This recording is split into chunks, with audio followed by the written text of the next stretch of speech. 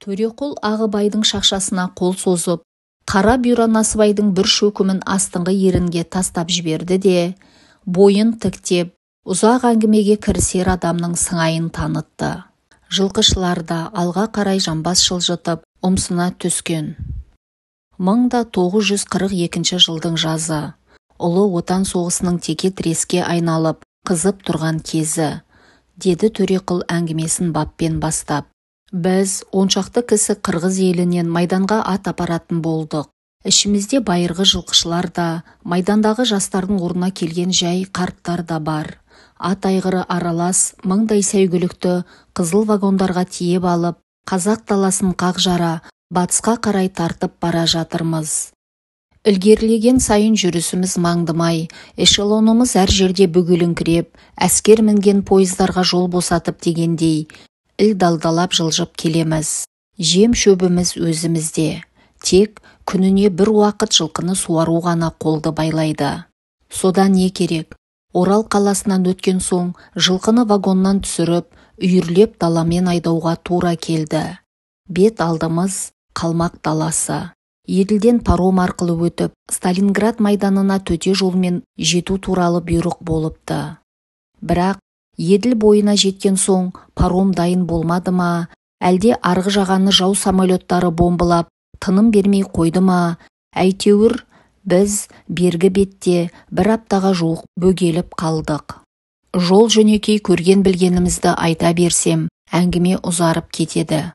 Қысқасы, айтайын дегенім, айдалған жылқының ішінде осы өзіміздің Қызыл Байрақ колхозынан алынған меңсіз, қан жирен түсіне қарап, жылқышылар қозы күрең деп атап кеткенбіз.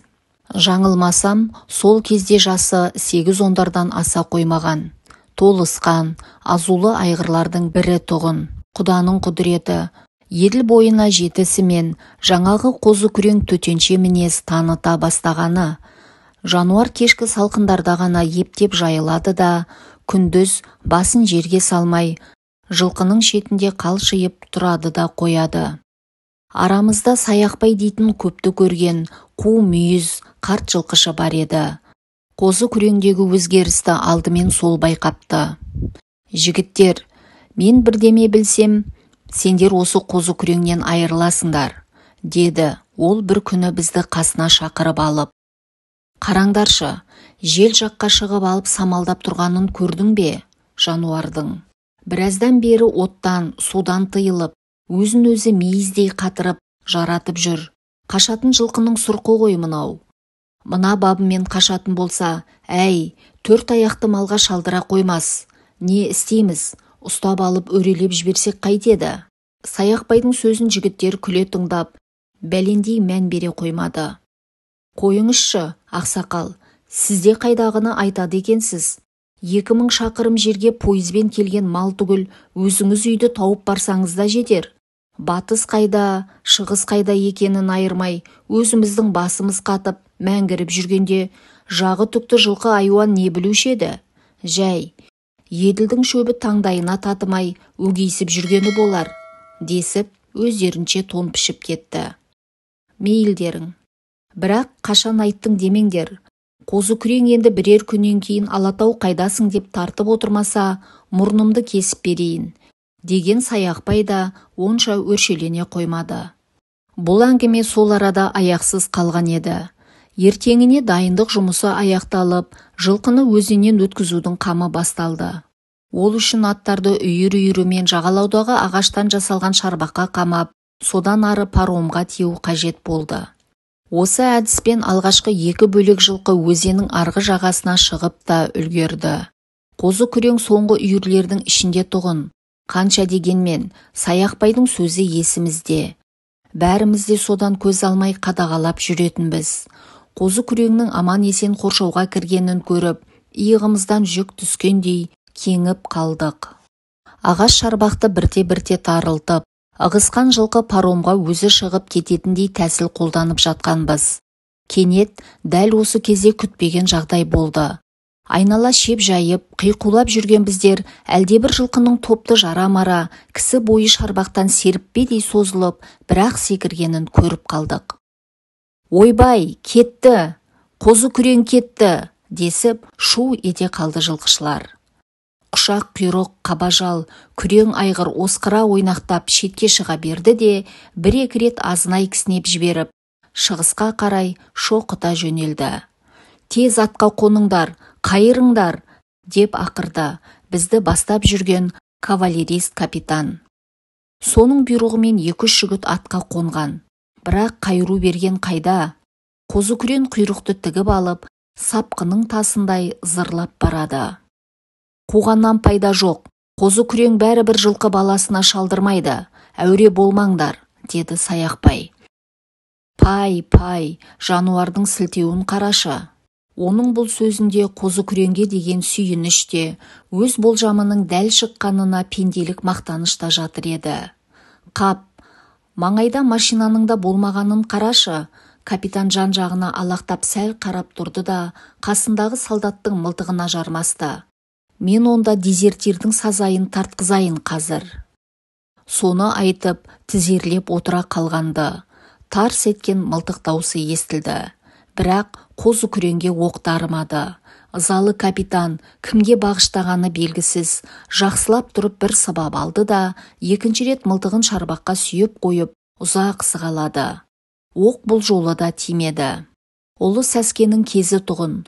Қозы күрең лаулаған бір түйдек оттай болып, күн астында шығысқа қарай заулап барады. Жылқышылар демдерін ішіне алып, сол тұрған орындарында қалшиып қатып қалғанды. Қозы күреңнің қарасы көрінбей, қырдан асып кеткен кезде ғана деп тыныс тартты. Содан не керек? Ұзын сөздің қысқасы, біз апарған жылқымызды тиісті жеріне өткізіп беріп, міндетімізді өтедік те, Саратов маңынан пойызға отырып, елге қарай бет алдық. Әлгі оқиғадан кейін біз ырғалып, жырғалып ауылға жеткенше, арада тағы да жарты айдай уақыт өтті. Елге келіп әрқайсысымыз өз жұмысымызға кірісіп кеттік. Қозы күреңнен үмітімізді үзіп қойғанбыз. Байғұс ит құсқа жем болды ма, әлде жол жөнекей біреулердің қолына түсті ме деп, біраз күн еске алысып жүрдік те, ақыры ол да ұмытыла бастаған. Ауыл әлі жайлауда. Мына ұзын бұлақтың басындағы шұрықта отырған кезіміз. Бір күні түн ішінде, ел шырт ұйқыда жатқанда, әлде қайдан арқыраған саяқ жылқының дауысы естілді. Мен ояу жатыр едім. Тың-тыңдап артын күттім. Сәлден соң әлгі жылқы тіпті таяу маңнан кісінегендей болды.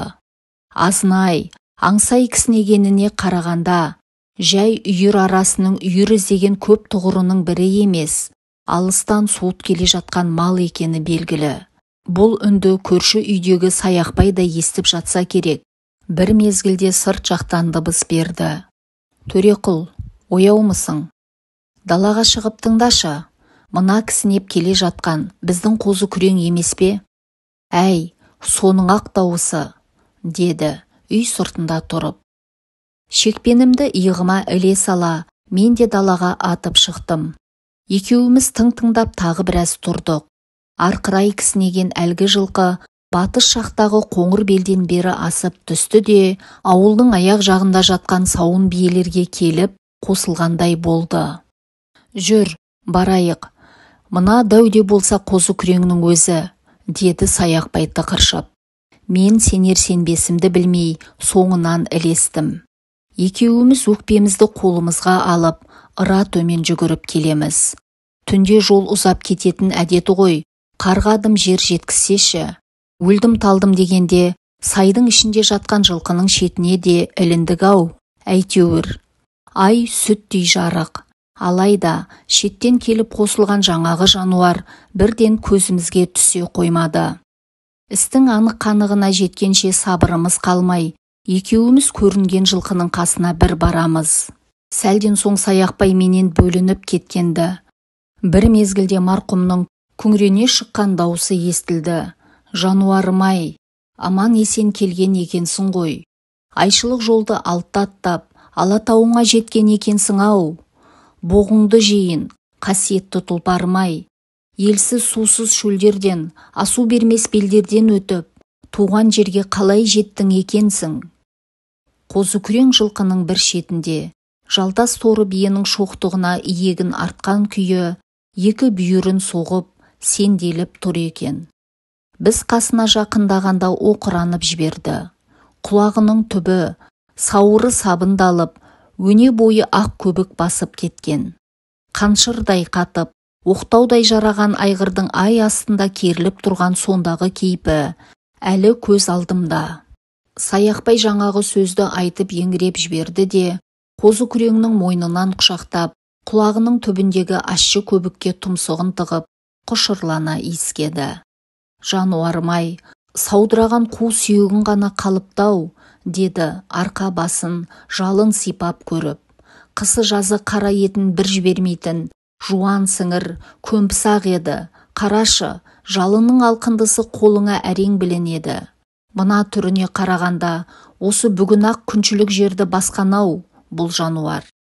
Жүр, Төреқұл, аяңдайық. Алыстан келген ардағымызды ауылға апарайық. Бұл кезде шығыстан құлан ектеп таңда атып келе жатқан. Саяқбай белбеуін ағытып алып, айғырдың мойнына салды да, ауылға қарай жетеледі. Түнде ұзақ, суыт жүрістен кейін ісініп тұрған кезінде аңғармаған екенбіз. Таңертең тұрып қарасақ, қозы күреңнің шынында да ыңыр шағы айналған құр сүлдері ғана қалыпты. Бейне майданнан тағы бір жаралы жауынгер оралғандай, ғарып күйге түскен есіл жануарды көргенде көздеріне жас алып, жыламаған ешкім қалмады.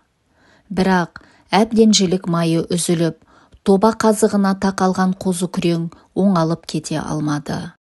Бие баудың басында аузына нәр салмай, бір-екі күн сұлық тұрды да, ақыры тобан аяқтанып жатып қалды.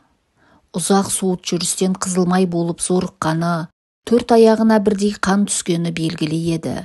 Саяқбай оны суық сазға да байлап бақты, шашасынан қан алып та көрді. ұн езіп, ішкізіп, жылан да жегізді. Бірақ соның бірде-бір көмегін тигізе алмады. Қайран қозы күрең, орнынан тұрып кете алмай, бір аптадай жақұт көзі жаудырап, көтерем боп жатты да, ақыры тірлікпен бір жола қош айтысты. Саяқбай оны терісін сыпырмастан, адамша арулап жерледі. Басын шұрықтағы ең биік жартастың үстіне шығарып қойған. Сол бас сүйек осы бертінге дейін ары-бері өткенге ағараңдап көрініп тұрушы еді. Кейін жел құлатты ма, әлде көшкін шайып кетті ме, әйтеуір із-түссіз жоғалды. Я, әңгіме неден шығып еді айтпақшы. Жылқының естілігі, мал мен жердің байланысы туралы екен ғой. Кезінде біздің елге аңыз боп тараған қозы күрең оқиғасы міне осылай тынды. Төреқұлдың әңгімесін жиналғандар ақырына дейін селт етпей ұйып тыңдаған. Ержанның да көз алдында неше түрлі суреттер оянып, қатты толқып отырғанды. Кенет нағашы атасына көзі түсіп, тіксініп қалды. Ағыбай үнсіз егіліп жылап отыр екен.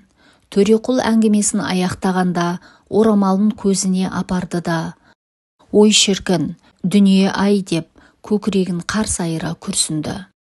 Жас жылқышылардың бірі сұрақ қойды. Сонда қозы күрең сол екі аралықты қанша уақытта басты екен?